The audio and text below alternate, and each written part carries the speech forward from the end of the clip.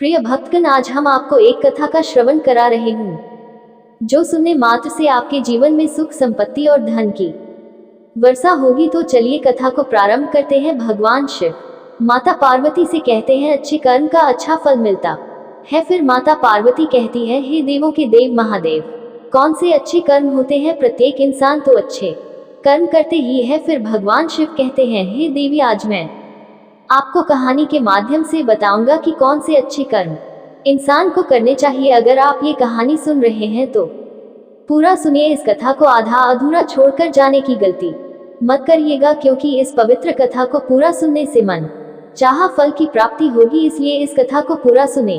आप शिव भक्त हैं तो भोलेनाथ का अनादर ना करें। तो चलिए कहानी प्रारंभ करते हैं। भोला एक बहुत ही गरीब किसान था, जिसके पास अपनी जमीन नहीं थी। वह दूसरों के खेतों में काम करता था, जिससे उसे थोड़ी बहुत तनख्वाह मिल जाती थी और उनके घर का गुजारा चल जाता था। भोला के घर में उसकी बीवी सुखिया और दो छोटे छोटे बच्चे थे। सुखिया बहुत ही समझदार औरत थी। कम तनख्वाह होने के बावजूद वह घर को बहुत अच्छे से चलाती थी और थोड़े बहुत पैसे बचाकर बच्चों को स्कूल भी भेजती थी। वह जानती थी कि पढ़ाई कितनी जरूरी है। अगर उसके बच्चे अनपढ़ रह गए तो वे भी जीवन भर किसी की गुलामी करते रहेंगे। बस उनकी जिंदगी इसी तरह बीत रही थी। जो थोड़े बहुत पैसे मिलते थे वे उसी में खुश रहते थे। भोला के दोनों बच्चों के स्कूल में काफी दोस्त बन गए थे, इसलिए वे अपने दोस्तों के घर भी आते जाते थे। एक दिन दोनों बच्चे अपने दोस्त के घर गए, जिसके पिताजी जमींदार थे। उनका घर काफी बड़ा था और हर सुख सुविधा की चीज वहां पर थी। उस समय गर्मी का मौसम था और स्कूल में गर्मी की छुट्टियां चल रही थी। गोलू और दीपू जैसे ही अपने दोस्त के घर के अंदर घुसे तो वहां पर ठंडक महसूस हुई और उन्हें बहुत अच्छा लगा। अरे वाह, यहाँ तो कितनी ठंडक है, पर हमारे घर में तो इतनी गर्मी होती है कि वहां बैठना भी मुश्किल होता है। यह अमीर लोग हैं, घर में एसी लगा हुआ है, इसलिए ये घर ठंडा है। उन्होंने सोचा। अपने दोस्त के घर को देखकर दोनों बच्चे मन ही मन सोचने लगते हैं कि यह लोग कितने खुशकिस्मत है, इनके पास तो सब कुछ है, इतना सुंदर घर और गर्मी से बचने के लिए एसी। दोनों बच्चे अपने दोस्त के घर से वापस आते हैं और आकर अपनी माँ से बताते हैं कि वहां पर उन्हें कितना अच्छा लगा। माँ, उनका घर तो बहुत ही सुंदर है। आपको पता है, हमारे घर में तो इतनी गर्मी होती है, उनके घर में इतनी ठंड थी। हमारा मन कर रहा था वापस आने का। माँ, क्या हम भी घर में एसी नहीं लगवा सकते? हमें कितनी सारी गर्मी में यहाँ रहना पड़ता है। माँ ने कहा, अरे बेटा, ऐसा नहीं कहते। वो लोग अमीर हैं, तुम्हारे पिताजी एक गरीब किसान हैं। हम लोग सब चीजें नहीं ले सकते और दूसरों की चीज देखकर ऐसे लालच नहीं करना चाहिए। हमारे पास जो है हमें उसी में खुश रहना चाहिए। तुम लोग ऐसी बातें मत सोचा करो। पर दोनों बच्चों के मन से ऐसी की ठंडी हवा निकल ही नहीं रही थी। वो तो सोचने लगे कि काश हमारे पास भी ऐसा एसी हो, पर गरीब भोला ऐसी कहां से लाता? आए दिन दोनों बच्चे अपने माँ बाप का सिर खाने लगे कि हमें भी ऐसी चाहिए। माँ, क्या हम भी घर में ऐसी नहीं लगवा सकते? हमें कितनी सारी गर्मी में यहाँ रहना पड़ता है। भोला अपनी बीवी से कहता है, देखो सुखिया, हम लोग तो बड़े हैं, हम समझते हैं कि हम ये सब चीजें नहीं ले सकते, पर ये तो छोटे छोटे बच्चे हैं। दूसरों के पास अच्छी चीजें देखकर इनके मन में लालच आना स्वाभाविक है। मैं चाहता तो हूँ कि इनकी सब इच्छाएं पूरी हो, पर यह मेरे बस की बात नहीं है, मैं मजबूर हूँ।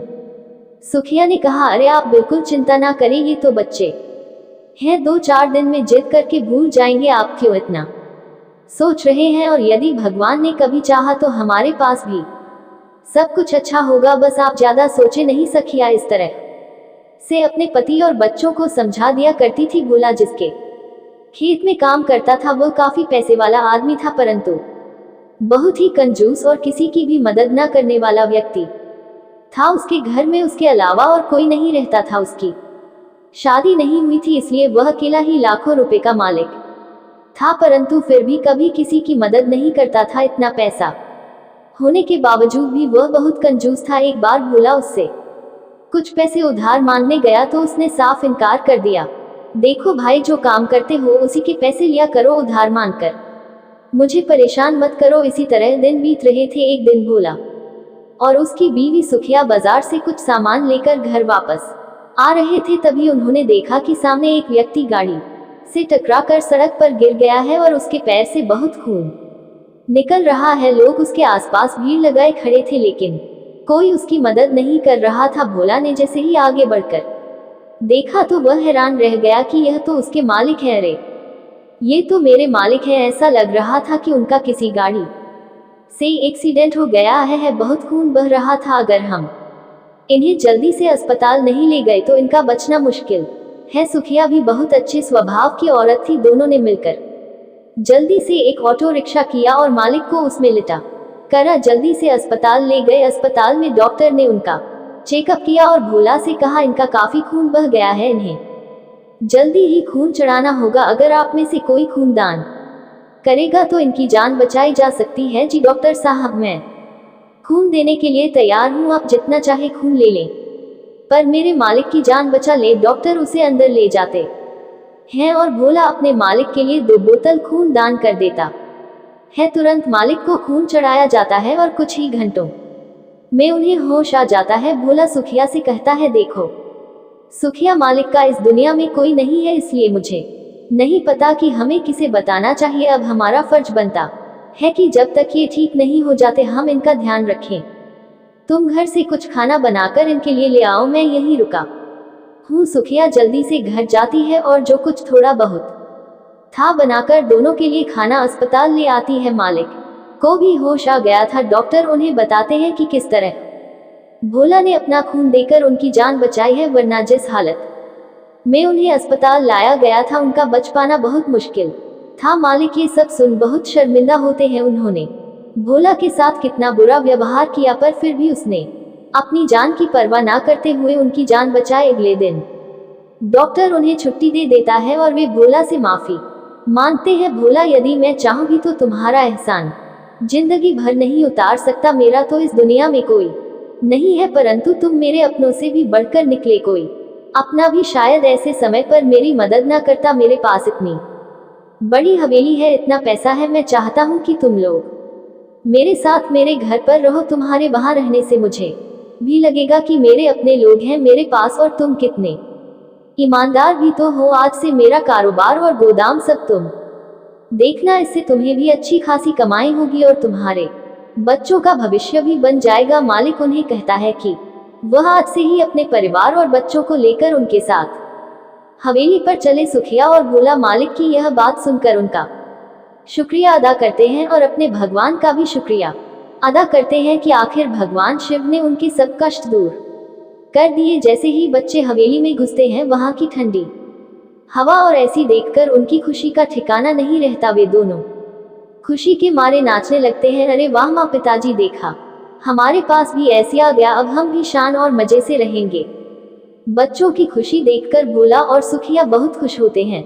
वे अपने लिए नहीं पर बच्चों के लिए सब चाहते थे। जब से बच्चों ने ऐसी की जिद की थी, भोला और सुखिया महादेव से प्रार्थना करते थे कि उनके बच्चों को भी अच्छी जिंदगी और सुख सुविधाएं मिले। आखिरकार महादेव ने उनकी सुन ली थी। अब वे लोग हवेली में बहुत सुखिया से रहते थे और एक गरीब किसान के पास भी ऐसी था। इसके बाद से वे खुशी खुशी रहने लगे। अब उनकी जिंदगी में किसी चीज की कोई कमी नहीं थी। एक समय की बात है, रामेश्वर की दिन की शुरुआत भगवान भोलेनाथ और माता पार्वती की पूजा से होती थी। वह रोज सुबह नहा धोकर शिवालय जरूर जाता और वहां भगवान भोलेनाथ का जलाभिषेक करता है। भोलेनाथ, मुझ गरीब पर अपनी कृपा बनाए रखना, हमेशा मेरे साथ रहना और मुझे अपने चरणों में स्थान देना। पूजा करने के बाद रामेश्वर अपने घर आ गया। शांति, जल्दी से खाना दे, मुझे फैक्ट्री के लिए निकलना है। ये लीजिए जी, आज डब्बे में एक ही रोटी रखी है, घर में आटा खत्म हो गया था। कोई बात नहीं शांति, आज मालिक सभी मजदूरों को सैलरी देंगे। मैं शाम को आते समय घर के लिए राशन लेता आऊंगा। भगवान भोलेनाथ ने चाहा तो बहुत जल्द मेरी सैलरी भी बढ़ जाएगी। अच्छा, मैं चलता हूँ। रामेश्वर एक फैक्ट्री में मजदूर है, उसे महीने के 5,000 तनख्वाह मिलती है। इतने कम पैसों में दोनों पति पत्नी का गुजारा मुश्किल से पाता था, लेकिन रामेश्वर को पूरा विश्वास था कि भगवान भोलेनाथ और माता पार्वती के आशीर्वाद से एक दिन सब कुछ ठीक हो जाएगा। रामेश्वर खाने का डब्बा लेकर फैक्ट्री चला गया, लेकिन कुछ दिनों बाद नियति को कुछ और ही मंजूर था। रामेश्वर और बाकी मजदूर फैक्ट्री में काम कर रहे थे कि अचानक शॉर्ट सर्किट से फैक्ट्री में आग लग गई। देखते ही देखते आग ने भयानक रूप ले लिया। फैक्ट्री में भगदड़ मच गई। भाग, फैक्ट्री में आग लग गई है। अरे भागो भागो, अरे कोई मुझे बचाओ, ये आग मेरी जान ले लेगी। आग बुझाने के लिए जब तक फायर ब्रिगेड की गाड़ी आई तब तक बहुत देर हो चुकी थी। आग में मजदूरों की झुलस कर मौत हो गई थी, लेकिन रामेश्वर उस आग से सकुशल बाहर निकल आया था। थोड़ी देर बाद वह घर लौट आया। क्या बात है जी, आप इतनी जल्दी कैसे आ गए? मालिक ने सैलरी दे दी। रामेश्वर ने शांति की बात का कोई जवाब नहीं दिया। आप कुछ बोलते क्यों नहीं? आपके चेहरे पर यह काले निशान कैसे हैं? शांति ने पूछा। शांति, सब कुछ खत्म हो गया। ना जाने ये कैसा साल है, इसकी शुरुआत ही ऐसी है, तो जाने आगे क्या क्या होगा। लेकिन हुआ क्या है? शांति ने चिंतित होकर पूछा। आज हमारी फैक्ट्री में आग लग गई। पूरी फैक्ट्री जलकर राख हो गई। काफी मजदूर आग में झुलस कर मर गए। भगवान भोलेनाथ और माता पार्वती की कृपा से मेरी जान बच गई। हे भोलेनाथ, माँ पार्वती, आप दोनों का बहुत बहुत धन्यवाद। आज आपने मेरे सुहाग की रक्षा की। शांति ने कहा। लेकिन अब आप क्या करेंगे? जी, अब तो काम छूट गया और आज सैलरी भी नहीं मिली। घर में राशन भी खत्म हो चुका है। तुम चिंता क्यों करती हो शांति? हमारे सिर पर तो भगवान भोलेनाथ और माता पार्वती का हाथ है। उनके होते हुए हमें चिंता करने की क्या जरूरत है? उन्होंने हमारे लिए कुछ ना कुछ जरूर सोचा होगा। रामेश्वर और शांति बातें कर रहे थे, तभी उनके घर पर मोहल्ले का एक लड़का आया। अरे रामू, कैसे आना हुआ? रामेश्वर चाचा, आज शाम हमारे मोहल्ले के शिवालय में शिव चर्चा का पाठ हो रहा है। आप चाची को लेकर जरूर आना। पाठ के बाद भंडारा भी होगा। ठीक है रामू, मैं और तुम्हारी चाची जरूर आएंगे। रामू वहां से चला गया। देखा शांति, मैं कहता था ना कि भगवान भोलेनाथ और माता पार्वती के होते हुए हमें चिंता करने की क्या जरूरत है? भोलेनाथ ने हमारे खाने का इंतजाम कर दिया। थोड़ी देर बाद रामेश्वर और शांति शिव चर्चा में हिस्सा लेने शिवालय चले जाते हैं। वहां उन्होंने भंडारे में पेट भरकर खाना खाया। घर आने के बाद शांति ने रामेश्वर से कहा, सुनो जी, आज रात का गुजारा तो हो गया, लेकिन कल क्या करोगे? कल तो कुछ ना कुछ करना पड़ेगा। कल मैं काम की तलाश में निकलूंगा। भगवान भोलेनाथ की कृपा से मुझे कुछ काम जरूर मिल जाएगा। दूसरे दिन ही रामेश्वर सुबह सुबह नहाकर भगवान भोलेनाथ के मंदिर गया और वहां उसने भगवान भोलेनाथ और माता पार्वती की पूजा की। हे भोलेनाथ, मुझे पता है कि मेरे लिए तुम्हें मुझसे अधिक चिंता है। मैंने अपनी जिंदगी तुम्हारे हवाले कर दी है। अब तुम जैसे भी रखोगे मैं वैसे ही रह लूंगा। लेकिन शांति, उसे मैं क्या जवाब दूंगा? वो इंतजार कर रही है कि आज शाम जब मैं घर लौटूं तो घर के लिए खाने का सामान लेकर आऊं। अब तुम्हें ही कुछ करना पड़ेगा और मुझे पता है कि तुम अपने इस भक्त को निराश नहीं करोगे। बोलो, करोगे ना मेरी मदद? जवाब दो, चुप क्यों हो? रामेश्वर की पूजा में एक खास बात थी, वह ये कि वह पूजा करते करते भगवान भोलेनाथ से बातें करने लगता था। उसे लगता था कि भगवान भोलेनाथ और माता पार्वती भी एक दिन जरूर उससे मिलने आएंगे और उससे बातें करेंगे। पूजा के बाद रामेश्वर काम की तलाश में निकल पड़ा। वह काफी देर तक तलाश करता रहा, कहीं कोई मजदूरी का काम मिल जाए, लेकिन उसे कोई काम नहीं मिला। दिन ढल चुका था, शाम होने वाली थी। रामेश्वर बहुत चिंता में पड़ गया। भोलेनाथ, अब शांति को क्या जवाब दूंगा? उसी समय रामेश्वर को किसी ने पीछे से आवाज दी, सुनो, इधर आओ। रामेश्वर ने पीछे मुड़कर देखा तो एक सेठ उसे आवाज लगा रहा था। रामेश्वर मालिक के पास गया और बोला, मालिक क्या बात है? बहुत देर से देख रहा हूँ तुम यहाँ आसपास ही है। मालिक ने जवाब दिया, काम की तलाश कर रहा हूँ लेकिन कहीं काम नहीं मिल रहा है। घर में कुछ खाने को भी नहीं है। मालिक ने कहा, ठीक है, मेरी दुकान पर सफाई का काम करोगे? रामेश्वर ने तुरंत कहा, जी मालिक, जरूर करूंगा। मालिक ने कहा, ठीक है, तो चलो मेरे साथ। सेठ रामेश्वर को अपनी दुकान में ले गया। सेठ की दुकान बहुत बड़ी थी। उसने कहा, यही दुकान है, रोज सुबह दुकान की सफाई हो जानी चाहिए। रामेश्वर ने कहा, ठीक है मालिक, हो जाएगा। मालिक ने कहा, इस काम के लिए मैं तुम्हें महीने के 22,000 दूंगा। 2,22,000 रामेश्वर के लिए बहुत कम थे। इससे पहले वह जिस फैक्ट्री में काम करता था वहां उसे 0,000 मिलते थे, लेकिन उतने पैसों में उसका और शांति का गुजारा बहुत मुश्किल से चल पाता था। लेकिन रामेश्वर ने सोचा कि कुछ नहीं करने से बेहतर है कि यही काम कर लिया जाए। काम खत्म होने के बाद रामेश्वर घर लौटा तो उसने शांति को सब बताया। ये तो बहुत कम रुपए हैं और सेठ तो अब अगले महीने ही तनख्वाह देंगे। ये पूरा महीना हम कैसे गुजारेंगे? घर में अन्न का एक दाना भी नहीं है। शांति ने कहा, ये साल हमारा बहुत कठिन परीक्षा ले रहा है, हम किसी तरह से यह साल गुजार लेंगे। लेकिन तुम देखना, आने वाला नया साल हमारे लिए बहुत अच्छा होगा। नए साल पर स्वयं भगवान भोलेनाथ और माता पार्वती हमसे मिलने धरती पर आएंगे। रामेश्वर और शांति पानी पीकर सो जाते हैं। रामेश्वर चाहे कितनी भी परेशानी में हो, वह भगवान भोलेनाथ और माता पार्वती की पूजा करना नहीं भूलता। अगले दिन सुबह सुबह वह भगवान भोलेनाथ और माता पार्वती की पूजा करके सेठ की दुकान पर पहुंचा और दुकान की सफाई करने लगा। सेठ की किराने की दुकान बहुत बड़ी थी। सफाई करते करते रामेश बहुत थक गया। जल्दी जल्दी हाथ चलाया, ग्राहक आते ही होंगे, बस हो गया। मालिक दुकान का कोना कोना साफ कर दिया है। रामेश्वर हर थोड़ी थोड़ी देर पर दुकान और उसमें रखे सामानों की सफाई करता। शाम को घर लौटने का वक्त आया।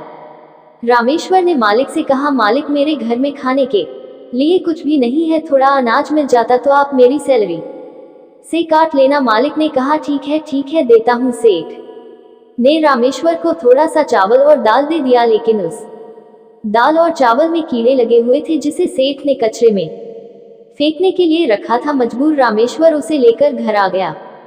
शांति ने कहा, ये कैसा दाल चावल लेकर आए हो, इसे खाकर तो हम बीमार पड़ जाएंगे। रामेश्वर ने कहा, शांति अगर भोलेनाथ को यही मंजूर है तो यही सही, तुम इसे ही बना लो। शांति ने दाल और चावल बनाया और दोनों पति पत्नी ने मिलकर उसे खा लिया। धीरे धीरे एक महीना गुजर गया और अगला महीना गया। अब रामेश्वर इस इंतजार में था कि आज उसे सैलरी मिलेगी, लेकिन शाम हो गई। सेठ ने उसे कुछ नहीं दिया। रामेश्वर ने सेठ से कहा, सेठ जी आज तनख्वाह मिल जाती तो अच्छा होता। सेठ ने कहा, तुझे तनख्वाह की बहुत जल्दी पड़ी है, रुक जा, देता हूँ। सेठ ने रामेश्वर को 000 दिए। रामेश्वर ने कहा, सेठ जी ये तो बहुत कम रुपए हैं, तुझे कुछ याद भी रहता है, मैंने उधार पर राशन लिया था और उसके पैसे काट लिए हैं। रामेश्वर समझ गया था कि सेठ ने बहुत ज्यादा पैसे काट लिए हैं, लेकिन सब कुछ जानकर भी उसने इसे भोलेनाथ की मर्जी समझकर चुप रहना ही बेहतर समझा। रामेश्वर ने घर आकर शांति को वह पैसे दिए और सारी बात बताई। हे भगवान, कहाँ है आप? आपके भोलेनाथ और माता पार्वती अपने भक्त के साथ इतना अन्याय कैसे सहन कर सकते हैं? शांति, भोलेनाथ जरूर हमारी मदद करेंगे, तुम क्यों परेशान होती हो? धीरे धीरे समय बीतता गया और अब 1 साल भी बीतने वाला था। शांति, कल नए साल का पहला दिन है, तुम भगवान भोलेनाथ और माता पार्वती के स्वागत की तैयारी करो। अब दिन में सपने देखना छोड़ क्यों नहीं देते? अगर भोलेनाथ और माता पार्वती हम पर इतनी ही कृपा करते तो हमें इतने बुरे दिन नहीं देखने पड़ते। इधर कैलाश पर्वत पर ही भोलेनाथ रामेश्वर हमारी प्रतीक्षा कर रहा है, जहां पूरी धरती नए साल के उत्सव की तैयारी कर रही है, वहीं रामेश्वर हमारी राह देख रहा है। देवी पार्वती रामेश्वर की प्रतीक्षा की घड़ी अब समाप्त होने वाली है। आने वाला नया साल उनके लिए ढेर सारी खुशियां लेकर आएगा और इसकी शुरुआत हमें मिलकर करनी होगी। चलिए देवी धरती की ओर प्रस्थान करें। उस रात रामेश्वर ने खाना भी नहीं खाया और लगातार शिवाय का काम करता रहा। तभी रामेश्वर को किसी की आवाज सुनाई दी, आंखें खोलो रामेश्वर। रामेश्वर ने आंखें खोली, सामने भगवान भोलेनाथ और माता पार्वती खड़े थे। रामेश्वर और शांति ने हाथ जोड़कर उन्हें प्रणाम किया। प्रभु, आपने अपने इस भक्त की लाज रख ली, आप दोनों मुझसे मिलने धरती पर आ गए, मैं धन्य हो गया। प्रभु बोले, रामेश्वर आने वाला नया साल तुम्हारे और शांति के लिए बहुत मंगलकारी होगा। मेरा और देवी पार्वती का आशीर्वाद सदा तुम्हारे साथ है, आपका बहुत बहुत धन्यवाद। कहते हुए भोलेनाथ और माता पार्वती वहां से अंतर्ध्यान हो गए। शांति ने कहा, भोलेनाथ और माता पार्वती ने स्वयं धरती पर आकर हमें आशीर्वाद दिया है, हमारा आने वाला साल सच में बहुत अच्छा होने वाला है। सच में आज बहुत अच्छा दिन है। अगले दिन साल का पहला दिन था। रामेश्वर के घर उसका दोस्त ब्रजेश आता है। अरे रामेश्वर, जल्दी चल, फैक्ट्री के मालिक ने बुलाया है, फैक्ट्री की नए सिरे से शुरुआत हो रही है। उन्होंने पुराने मजदूरों को फिर से काम पर बुलाया है। मालिक आज हमें हमारी बकाया तनख्वाह भी देंगे। रामेश्वर ने हाथ जोड़कर भगवान भोलेनाथ और माता पार्वती का नाम लिया और काम पर निकल पड़ा। इस तरह कई साल बीत जाते हैं। शांति ने कई साल पहले एक हादसे में अपने पति को खो दिया था। उसके 2 बच्चे थे, रिंकू और पिंकी। शांति पढ़ी लिखी नहीं थी, वह एक टूटी फूटी झोपड़ी में अपने दोनों बच्चों के साथ रहती थी। घर चलाने के लिए वह लोगों के घरों में बर्तन साफ करती थी। किसी तरह वह अपने दोनों बच्चों का पेट पाल रही थी। एक दिन शांति ने कहा, रिंकू जल्दी करो बेटा, स्कूल का टाइम हो रहा है, फिर मुझे भी काम पर जाना है। रिंकू ने कहा, माँ आज मेरा स्कूल जाने का मन नहीं है। शांति ने जवाब दिया, नहीं बेटा ऐसा मत बोलो, पढ़ लिख कर बड़ा आदमी बनना है तो स्कूल जाना पड़ेगा। चलो बेटा अब देर मत करो। रिंकू पास के ही सरकारी स्कूल में पढ़ता था। शांति रोज सुबह पहले रिंकू को स्कूल छोड़ती और फिर पिंकी को अपने साथ लेकर काम पर जाती थी। पिंकी 3 साल की थी, वह एकदम चुलबुली और शरारती थी। शांति उसे अपने पास बिठाकर लोगों के घर काम करती रहती थी। एक दिन खेलते हुए पिंकी बाहर हॉल में आ गई जहां घर के बच्चे टीवी देख रहे थे। पिंकी भी टीवी में चल रहे कार्टून देखने लगी। तभी घर के मालिक का बेटा डब्लू उसे देखकर बोला, है पिंकी चल जा यहाँ से, यह हमारा टीवी है। डब्लू की उम्र करीब 7 साल की थी। उसके मना करने पर भी पिंकी वहां से नहीं गई। उसे कार्टून देखना अच्छा लग रहा था। इस पर डब्लू को गुस्सा आ गया। डब्लू ने फिर से एक चॉकलेट निकाली और पिंकी को चिढ़ाने के लिए उसे दिखा दिखाकर खाने लगा। उसने कहा, अरे वाह कितनी टेस्टी चॉकलेट है यार, मजा आ गया ये। पिंकी तो खाएगी क्या? हाँ भैया दो ना। डब्लू ने पिंकी की तरफ चॉकलेट बढ़ाई, लेकिन जैसे ही पिंकी ने हाथ बढ़ाया उसने चॉकलेट पीछे खींच ली और जोर से हंसते हुए कहा, मुंह देखा है तूने, पता भी है कितनी महंगी है, चल निकल यहाँ से, पीछे खड़ी हो। शांति यह सब देख रही थी। उसे डब्लू पर बहुत गुस्सा आया, लेकिन उसने कुछ नहीं कहा और पिंकी को अपने पास बुला लिया। पिंकी रोते हुए शांति के गले लग गई। शांति ने उसे चुप कराया और अपने पास बिठाकर वापस काम में लग गई। इतने में घर की मालकिन उसके पास आए और बोली, शांति इस पन्नी में खाना है, कल रात बच गया था, तू ले जा और अपने बच्चों को खिला देना। शांति चुपचाप वह खाना लेती है। गरीबी ने उसे मजबूर कर दिया था। वह अपने बच्चों की परवरिश बहुत अच्छे से करना चाहती थी, लेकिन उसके लिए ये बहुत मुश्किल था। वह हर वक्त चिंता में डूबी रहती थी, जिससे उसकी तबीयत भी खराब रहने लगी। ज्यादातर बीमार रहने की वजह से कई लोगों ने उससे काम करना बंद कर दिया। तो हालात और खराब हो गए। नौबत ये हो गई कि उसे बच्चों को कुछ खाने के लिए अपने हिस्से का खाना देना पड़ रहा था। वह खुद कुछ भी नहीं खाती थी, जो कुछ मिलता उसे बच्चों को ही खिला देती थी। इस वजह से शांति की हालत दिन ब दिन और खराब होती गई और एक दिन वह चक्कर खाकर गिर पड़ी और फिर कभी नहीं उठी। पिंकी और रिंकू अब अनाथ हो गए थे। उनका ख्याल रखने वाला कोई नहीं था। रिंकू बड़ा था, उसने खुद को संभाल लिया था, लेकिन पिंकी इस सब के लिए बहुत छोटी थी। भैया माँ कहाँ है? बताओ ना भैया, मुझे बहुत भूख लगी है। पिंकी ने कहा, माँ हमसे बहुत दूर चली गई है, लेकिन तू रो मत, खाना मैं लाऊंगा, रिंकू ने जवाब दिया। रिंकू अपनी बहन पिंकी का हाथ पकड़कर निकल पड़ा खाने की तलाश में, पर उसके पास ना तो पैसे थे और ना ही पैसे कमाना वह जानता था। दोनों बच्चे भूख से परेशान होकर होटलों के बाहर इधर उधर घूमने लगते हैं। तभी उनकी नजर एक बूढ़े आदमी पर पड़ती है, जो होटल के बाहर बैठकर कुछ खा रहा था। रिंकू उस बूढ़े बाबा के पास जाकर कहता है, बाबा बहुत भूख लगी है, कुछ खाने को दे दो ना। पिंकी भी ललचा आंखों से बूढ़े बाबा के खाने को देख रही थी, इससे पहले कि बूढ़ा आदमी कोई जवाब देता।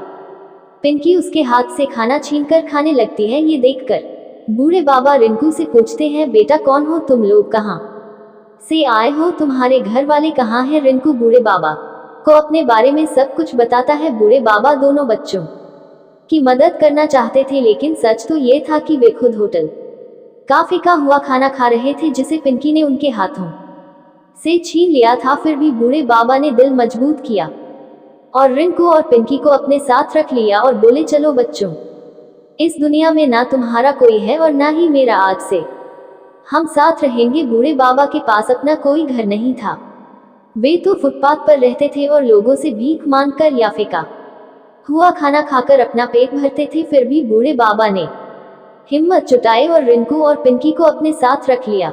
उन्होंने रिंकू से कहा, चलो बच्चों, इस दुनिया में ना तुम्हारा कोई है और ना ही मेरा, आज से हम साथ रहेंगे। बूढ़े बाबा का अपना कोई घर नहीं था। वे फुटपाथ पर रहते थे और भीख मांगकर या लोगों द्वारा फेंका हुआ खाना खाकर अपना पेट भरते थे। रिंकू और पिंकी उन्हें अपनी झोपड़ी में ले जाते हैं और फिर तीनों वही साथ रहने लगते हैं। बूढ़े बाबा बुजुर्ग और कमजोर थे, लेकिन फिर भी उन्होंने दोनों बच्चों का बहुत अच्छे से ख्याल रखा। वे दिन भर भीख मांगते, होटलों के बाहर से खाना उठाते और फिर उस खाने को बच्चों के साथ बांट कर खाते थे। इस तरह कुछ दिन तो खाने का जुगाड़ हो गया, लेकिन फिर बूढ़े बाबा की तबीयत बहुत खराब रहने लगी। रिंकू ने बूढ़े बाबा को घर से बाहर जाते देख कहा, बाबा आपको तो तेज बुखार है, आज मुझे जाने दो, मैं सबके लिए खाना लेकर आऊंगा। बाबा ने कहा, नहीं बेटा मैं ठीक हूँ, तुम घर पर रहो पिंकी के साथ, मैं जाता हूँ और कुछ लेकर आता हूँ खाने के लिए। बाबा झोपड़ी के बाहर निकले ही थे कि अचानक बेहोश होकर जमीन पर गिर गए। दोनों बच्चे उन्हें सहारा देकर बिस्तर पर लिटा हैं और बाबा को पानी पिलाते हैं।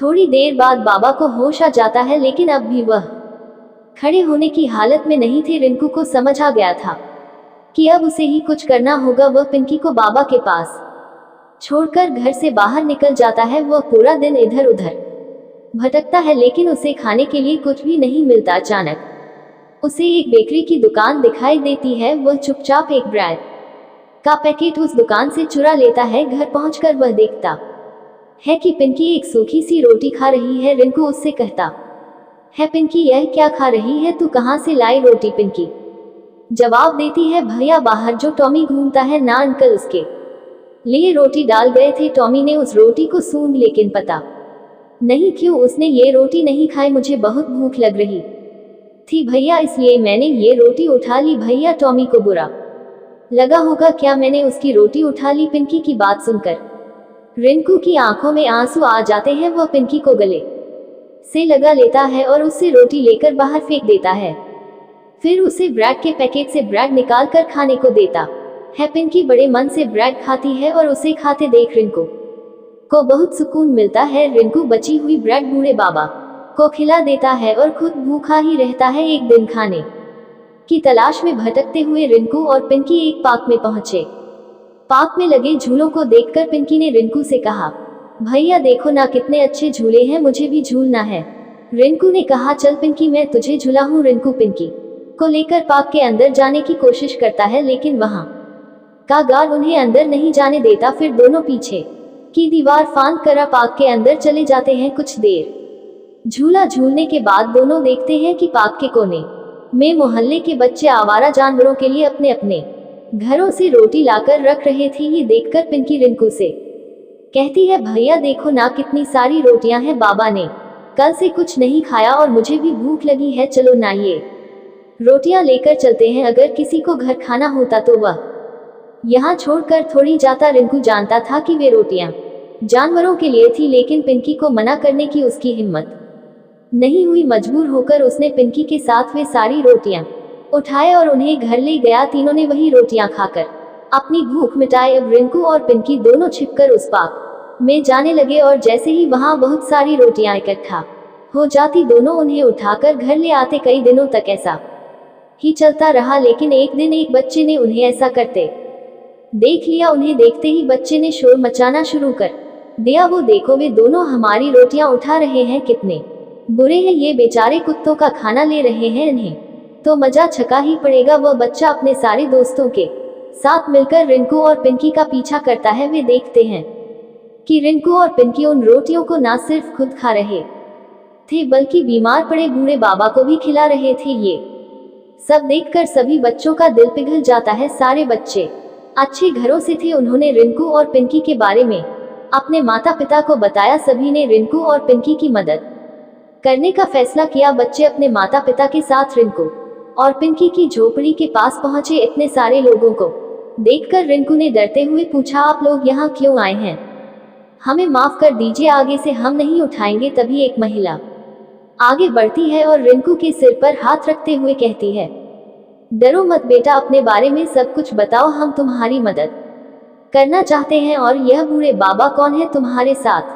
फिर रिंकू उन्हें सब कुछ बताता है, अपने और पिंकी के बारे में भी और बूढ़े बाबा के बारे में भी सब कुछ जानकर वहां मौजूद हर किसी की आंखें नम हो जाती हैं। सभी लोग मिलकर बूढ़े बाबा का इलाज करवाते हैं, साथ ही तीनों के खाने की जिम्मेदारी भी लेते हैं। हर रोज कोई ना कोई उनके घर के तीनों के लिए खाना लेकर आता। अब रिंकू और पिंकी को ना तो चोरी करने की जरूरत थी और ना ही कहीं से खाना उठाकर खाने की। दूसरी तरफ अच्छे इलाज से बूढ़े बाबा भी पहले से बहुत अच्छे हो गए थे। लोगों ने उन्हें अपनी सोसाइटी में चौकीदार की नौकरी पर रख लिया, जिससे अब वह कमाने भी लगे थे रिंकू और पिंकी को उन्होंने जल्दी ही स्कूल भेजना भी शुरू कर दिया। ऐसा नहीं था कि रिंकू और पिंकी को अब अपनी माँ की याद नहीं आती थी, लेकिन वह इस बात से खुश जरूर थे कि अब वह अनाथ नहीं थे। बूढ़े बाबा जी उनके साथ थे। उसी नगर में रामदेव एक गरीब मछुआरा था। अब उसकी उम्र हो चुकी थी, बच्चे भी अपने अपने परिवार के साथ अलग रहने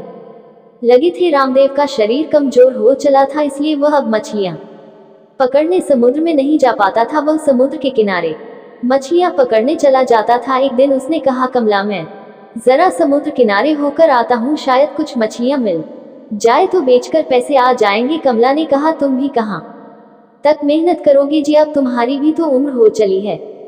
आज बच्चों का सहारा होता तो हम भी आराम की 2 वक्त की रोटी खा रहे होते। रामदेव ने जवाब दिया, कमला बेटों का नाम मेरे सामने ना ही लो तो अच्छा है। उन दोनों ने आज तक हमारी कोई खबर नहीं ली है। पिछले 2 साल से एक बार भी मिलने नहीं आए। रामदेव ने कहा, मैं आता हूँ थोड़ी देर में। रामदेव का नसीब खराब था, और जब गरीब का नसीब खराब हो तो सब कुछ गलत ही होता है। रामदेव अभी समुद्र के किनारे पहुंचा ही था कि अचानक बेहोश हो गया। लोगों ने कहा, भाइयों उठाओ इसे और इसकी झोपड़ी तक ले चलो। क्या हुआ इन्हें? किसी ने जवाब दिया, पता नहीं। समुद्र के किनारे मछलियां पकड़ते हुए अचानक बेहोश होकर गिर गया। रामदेव को होश आने लगा।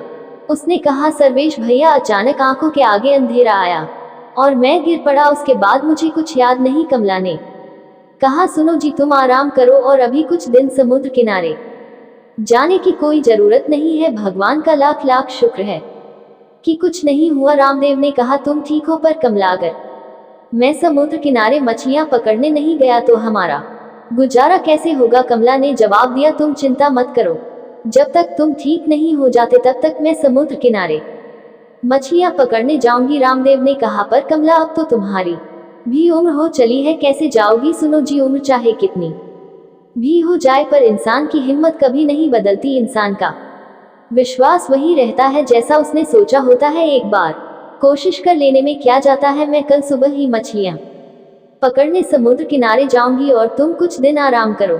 कमला टोकरा और मछली पकड़ने का जाल ले लेकर समुद्र किनारे निकल पड़ती है। कमला पूरा दिन जाल लेकर समुद्र किनारे बैठी रहती है, पर उसके जाल में एक भी मछली नहीं फंसती।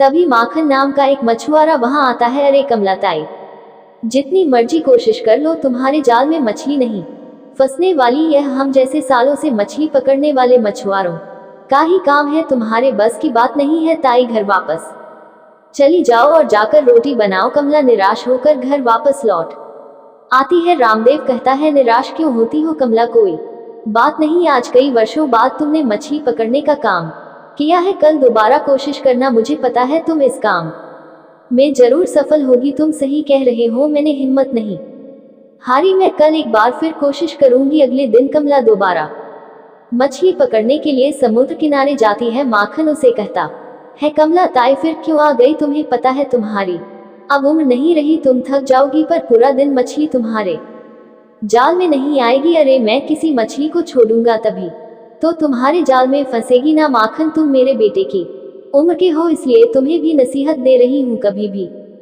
किसी गरीब का मजाक मत उड़ाना। किसी का नसीब बदलते देर नहीं लगती। तुम भी भगवान की बनाए इसी दुनिया में रहते हो, और मैं भी भगवान किसका न कब बदल दे यह वही जानते हैं। कमला की बात सुनकर माखन चुप हो जाता है और अपना काम करने लगता है। कमला इसी कोशिश में थी कि कुछ मछलियां जाल में फंस जाए। बेचारी भूखी प्यासी समुद्र के किनारे जाल डालकर बैठी रही। शाम हो चुकी थी, सभी मछुआरे अपने घर जा रहे थे। कमला निराश होकर लौटने लगती है। तभी उसे लगता है कि कोई मछली जाल में फंसी है और हरकत हो रही है। देखो तो सही, हाँ ये तो सचमुच एक बड़ी मछली फंसी है, जल्दी से इसे बाहर निकालती हूँ। कमला जाल में एक बड़ी मछली को देखकर बहुत खुश होती है और उसे जाल से बाहर निकालने लगती है।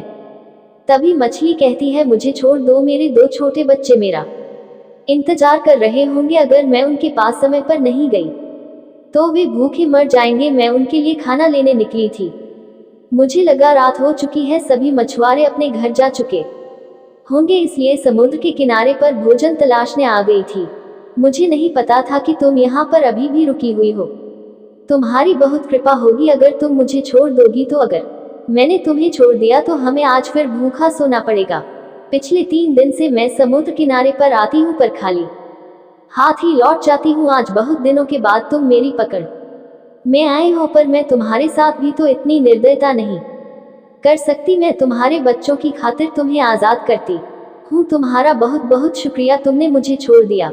अब मैं अपने बच्चों के पास जा सकती हूँ। कमला, तुम बहुत ही दयालु हो, तुम्हारा मन बहुत ही कोमल है। तुमने मुझे छोड़ दिया, मैं भी तुम्हारी मदद करना चाहती हूँ। ये लो कमला, यह एक जादुई जाल है। तुम इसे जब भी समुद्र में फेंकोगी तो ढेरों मछलियाँ इस जाल में अपने आप फंस जाएंगी। तुम आराम से अपने पति के साथ जीवन यापन करो। मछली कमला को एक जादुई जाल देती है। कमला वह जाल लेकर घर आ जाती है और सारी बात रामदेव को बताती है। कमला, तुमने उस मछली के कहने पर उसे छोड़ दिया। पता नहीं ये जाल जादुई है भी या नहीं।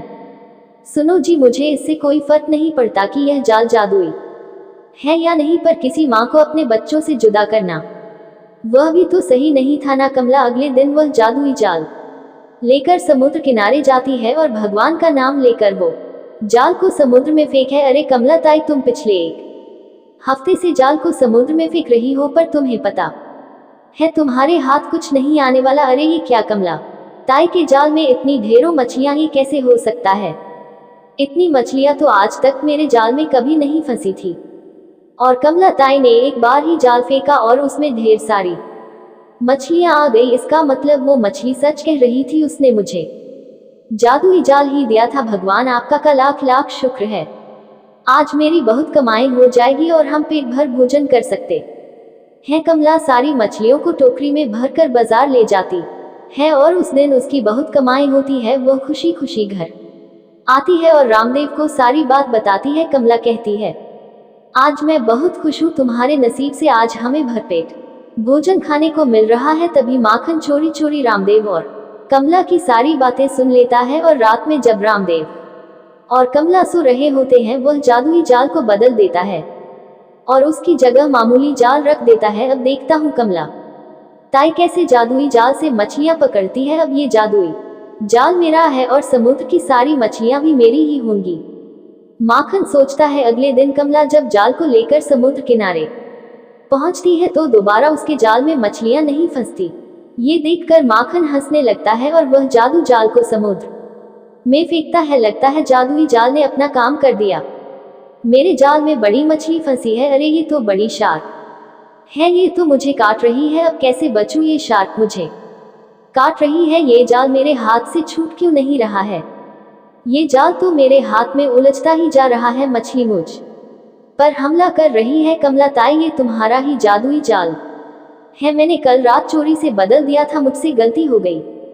कमला ताई बचाओ मुझे। कमला माखन के हाथ से जाल जैसे ही हटाती है, शार्क मछली वापस पानी में चली जाती है। कमला ताई, ये लो तुम्हारा जादुई जाल, ये तुम्हारे ही नसीब का है। मैंने बेईमानी करके इसे तुमसे छीनने की कोशिश की, पर आज मुझे इसका सबक मिल गया है। चोरी करने की वजह से आज मेरी जान भी जा सकती थी। मुझे माफ करना कमला ताई, आज के बाद मैं किसी का भी मजाक नहीं उड़ाऊं और ना ही कभी किसी की चीज पर कब्जा करने की सोचूंगा। कमला कहती है, कोई बात नहीं माखन, सुबह का भूला यदि शाम को घर वापस लौट आए तो उसे भूला नहीं कहते। तुम्हें अपनी गलती का एहसास हुआ, इस बात की मुझे खुशी है। धीरे धीरे रामदेव और कमला बहुत पैसे वाले बन जाते हैं। जब उनके बेटों को ये बात पता चलती है तो वे उन्हें अपने साथ ले जाने के लिए आते हैं, पर कमला और रामदेव उनके साथ जाने के लिए मना कर देते हैं और दोनों पति पत्नी एक दूसरे के साथ खुशी खुशी अपना जीवन गुजारने लगते हैं। इतना कहकर भगवान शिव इस कहानी को समाप्त करते हैं। इस वीडियो को बोलते समय कोई त्रुटि हो तो मैं क्षमा चाहती हूँ। उम्मीद है आप सभी को यह वीडियो अच्छी लगी होगी। अगर आप शिव के सच्चे भक्त हैं तो चैनल को सब्सक्राइब और वीडियो को लाइक करके कमेंट में हर हर महादेव लिख दीजिए।